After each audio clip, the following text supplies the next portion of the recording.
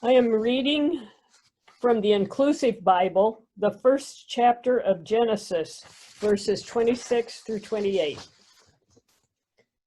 Then God said, "Let us make humankind in our image to be like us. Let them be stewards of the fish in the sea, the birds of the air, the cattle, the wild animals, and everything that crawls on the ground." Humankind was created as God's reflection. In the divine image, God created them, female and male. God made them. God blessed them and said, "Bear fruit, increase your numbers, and fill the earth, and be responsible for it. Watch over the fish of the sea, the birds of the air, and all the living things on the earth." And from Mark, the 10th chapter, verses 42 through 45. Jesus called them together and said, "You know how among the Gentiles, those who exercise authority are domineering and arrogant. Those great ones know how to make their own importance felt. But it can't be like that with you. Anyone among you who aspires to greatness must serve the rest. Whoever wants to rank first among you must serve the needs of all. The promised one has come not to be served, but to serve, to give one life in ransom for the many." When we focus on creation in our worship, it's a good time to remember that we humans are part of creation. God made us male and female in God's image. And God said, "That's very good." But what does that mean, God's image? So as we think about the image of God this morning, one thing that you might notice, or I've always noticed, that pastors and theologians will often pronounce this mystery of God's image in Latin, Imago Dei. And it sounds sophisticated and learned, but it sort of reminds me that whatever language we say it in, we're still talking about something that we can just barely describe. We can hardly understand at all, at least not without some real imagination. So I think about how is it that we reflect God's image? I see an image when I look in the mirror. I see myself there, or sometimes I might see you too, if you and I are standing there together, or if we're standing at the edge of a lake at night and there's a full moon and the air is still. We could look on the surface of the water and see the image of us. And in the water, if the moon was full, we might also see the tall grass standing next to the water, and we might see a large black walnut tree standing in the background. We might even see a flickering satellite going across the sky. We see what is when we see a reflection, just an image of what is.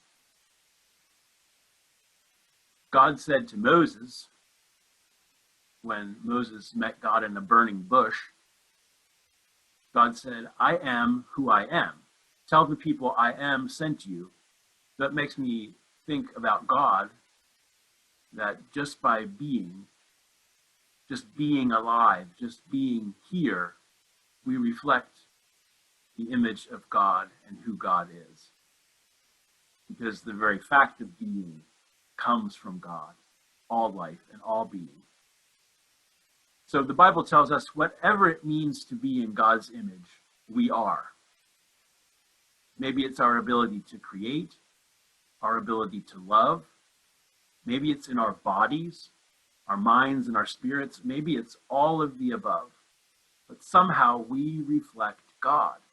Somehow God is in us, and we are in God. And it's very good.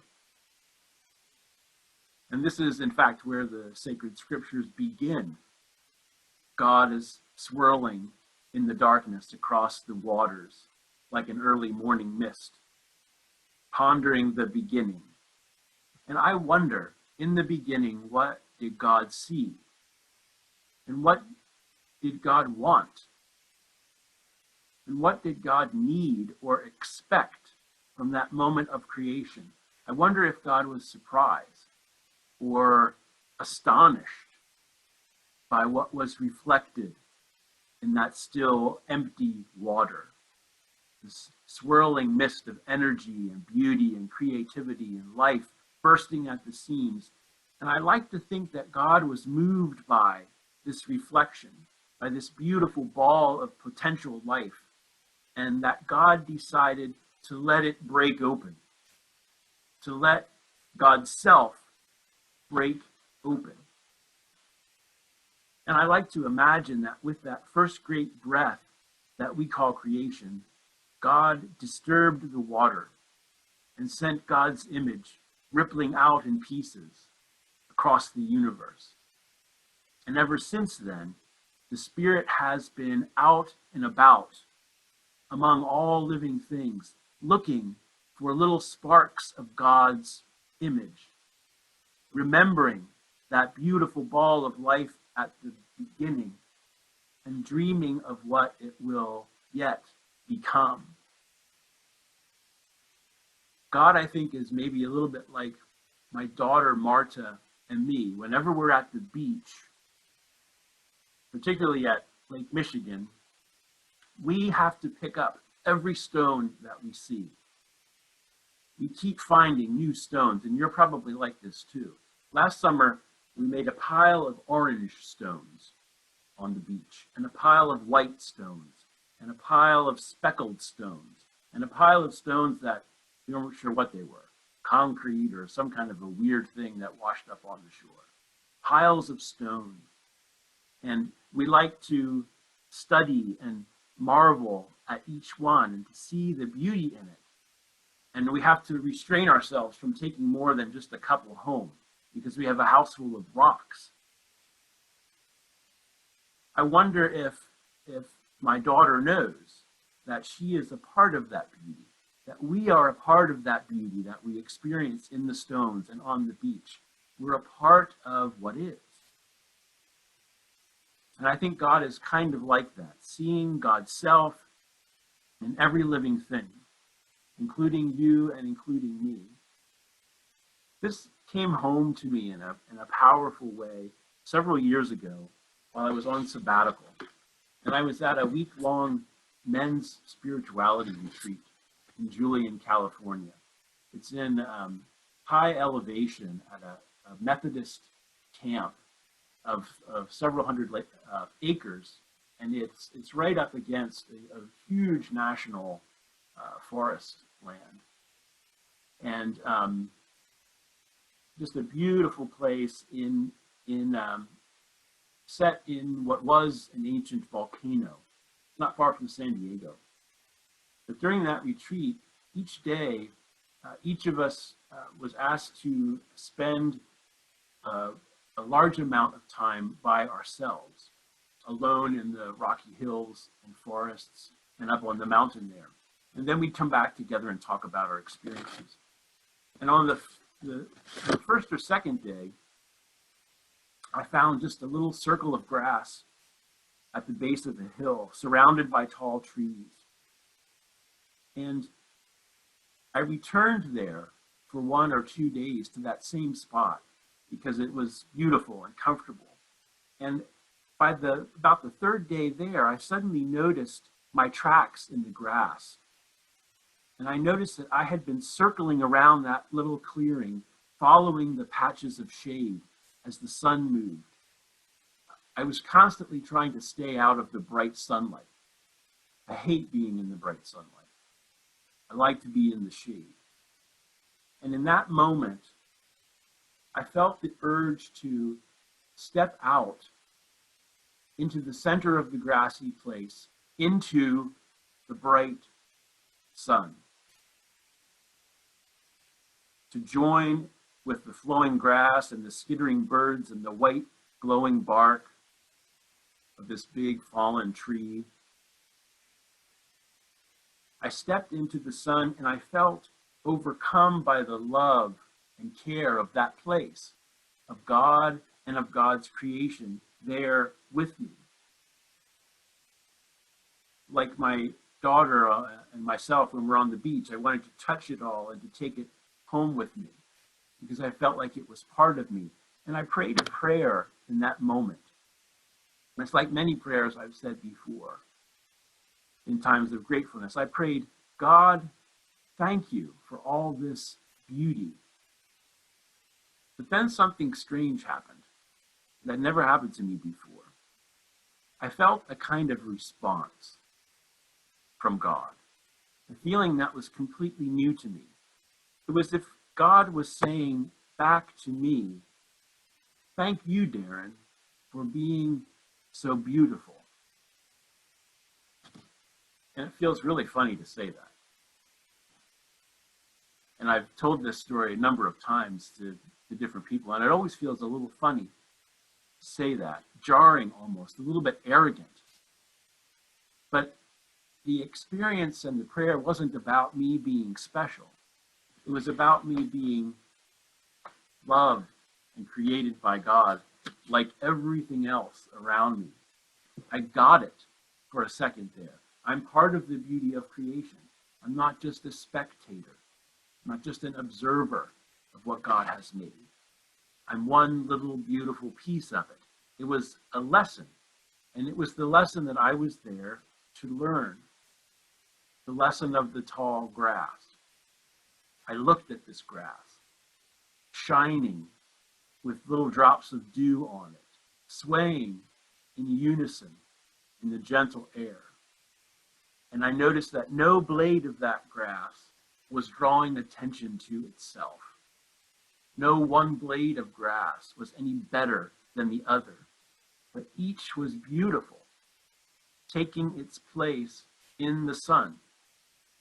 And not one blade of grass, not one bird, not even that fallen tree was ashamed of what it was. Everything was just being, a part of what is, a little part of God's image. And that's very, very good. But there are other questions that we have to deal with. As human beings, we do wrestle with feelings and experiences and choices that no blade of grass ever has to worry about.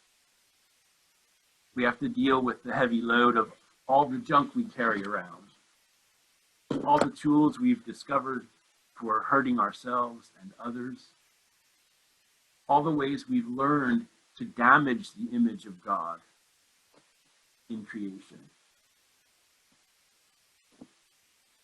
It is good to be human, but why does it sometimes hurt so bad?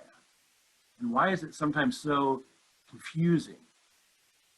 And why does it seem like we've become such a danger to ourselves and to our fellow creatures? So those questions are point us to the reason why it might be a good idea to have a season of creation in worship.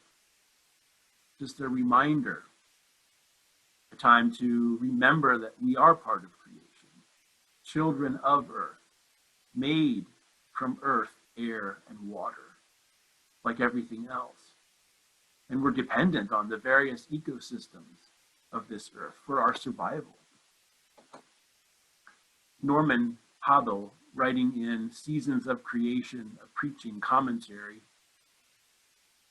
looks at these two creation stories that there are in Genesis. One in chapter 1, we heard a piece of this morning, and then another in chapter 2. And as he looks at these two stories, he comes to what he thinks is a key question, and is, are we created to rule creation, or are we created to serve creation? Our reading from Genesis 1 today talked about being stewards of the earth, being responsible for it. In our more modern translations, we tend to modify what our traditional Bible translations say.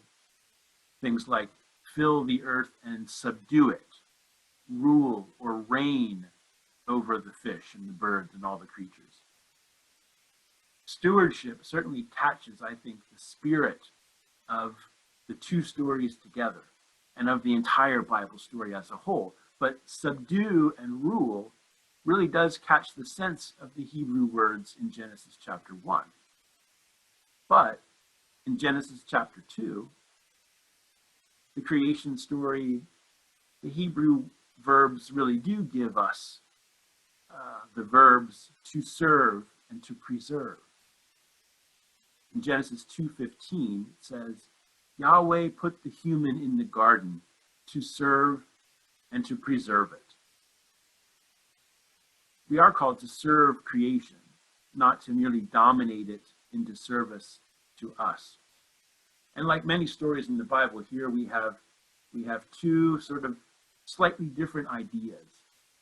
And we have the opportunity to listen to the Spirit and to the entirety of what the scriptures say, and to understand that God is calling us to be servants with creation and of creation, which includes service to each other. We're made from the dust of the earth by God's breath, part of creation and not above or set apart from it. Hubble makes another interesting observation in his study of Genesis 2. He notices that as God makes the water and the land and the forests and the mountains and fills them with birds and animals and vegetation, that God notices the creation is not complete. God sees there is no one to serve or to care for all that God has made. And God is moved to take some of the soil from the earth, like a potter working with clay, to make another creature from the earth for the purpose of being with and serving the earth and all creatures. Service to creation is far different from reigning or ruling over the earth. And maybe it gives us a different way to understand what it means to be in God's image. Hubble notes that ancient kings would often set up images of themselves in a conquered or acclaimed region to announce their reign over this place. That kind of practice and thinking has often been used to claim the divine rights of human beings. The image of God in the king, basically. The right of humans to conquer and to rule. It was used certainly in the process of European colonization to justify conquering the wilds and clearing the landscapes. And we should add, used to justify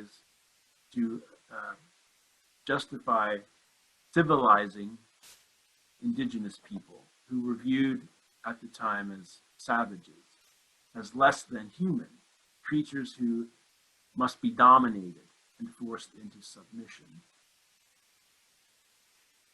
Now, at this point in history, we know exactly what happens when we live this way. God's image of love and life, giving creativity. God's image is mocked and melted and molded into a kind of idol, a banner set in stone to announce to creation that God has put us in charge, and all that counts is our needs and our desires and our fears. But we know at this point in history what that does to our relationship to creation, to our relationship to each other, the ways that overconsumption harms not only the earth, but the most vulnerable peoples living on the earth. It makes me think of the hymn, "Will You Let Me Be Your Servant?" There's an interesting sort of double idea about service in that hymn. Will you let me be your servant? Let me be as Christ to you. That's the first part. Pray that I may have the grace to let you be my servant too. That's the second part. If I'm part of creation, then I can't merely use it for my own good. The image of God, the love of the Creator of all creation, demands that I consider how I'm called to serve and preserve creation. How are we called to serve and preserve creation?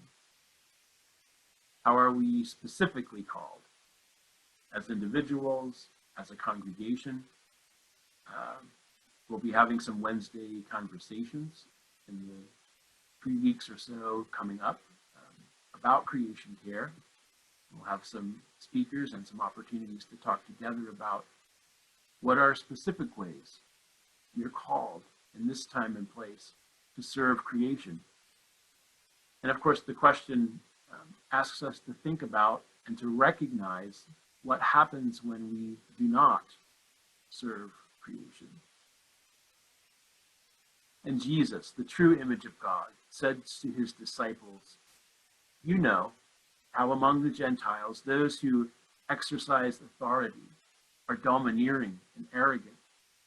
Those great ones know how to make their own importance felt. But it can't be like that with you. Anyone among you who aspires to greatness must serve the rest. Whoever wants to rank first among you must serve the needs of all. The promised one has come not to be served, but to serve, to give one life in ransom for many." Jesus rejected the royal idea of conquering and domination. He not only says, "You are here to serve one another," he says, "I came here to serve you."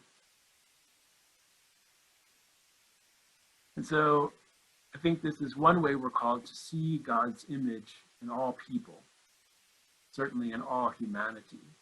When we see that spark of God's life and love in each person, it may help us to recognize the humanity of that person and the call that we have to serve. That each person is worthy of love and respect and care. And it may even inspire us to the grace that's required to sometimes allow others to be servants to us as well.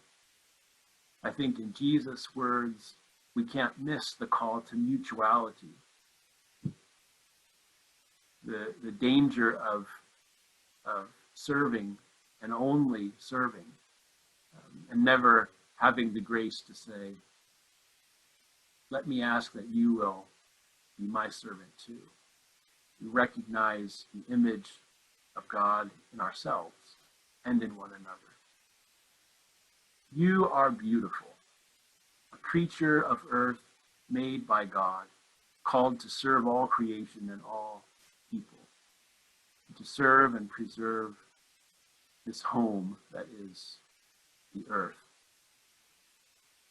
God's works are many and great, and you are one of them, called to live in communion with God and with humanity and with all creation. May it be so, we pray. Thanks be to God.